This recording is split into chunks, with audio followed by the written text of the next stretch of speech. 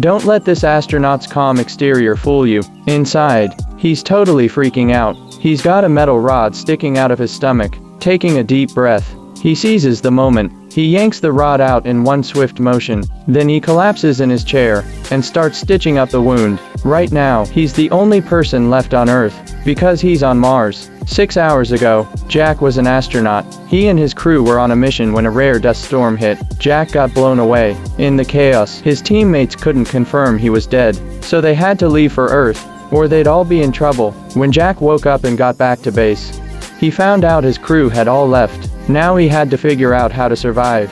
Food was his biggest concern. He counted his supplies. He had enough to last about 400 days, but he needed to survive 4 years. Mars missions happen once every 4 years, so Jack opened a sealed box of poop. He wanted to use the waste to grow potatoes. Jack's a botanist. First, he built a greenhouse. Then he put in the soil. He grabbed a small shovel and started working the ground. After a month of prep, Jack was ready for his first planting. He mixed the poop with Martian soil, and just like that, his precious fertilizer was born. He sprinkled a scoop of it on the soil, then placed half a potato on top. Next, he covered the potato with soil and watered it, but that little bit of water just wouldn't cut it. Luckily, Jack was good with chemistry. He made hydrogen gas, which he then used to create water. Jack walked around the greenhouse, then touched the soil, feeling the moisture on his hands.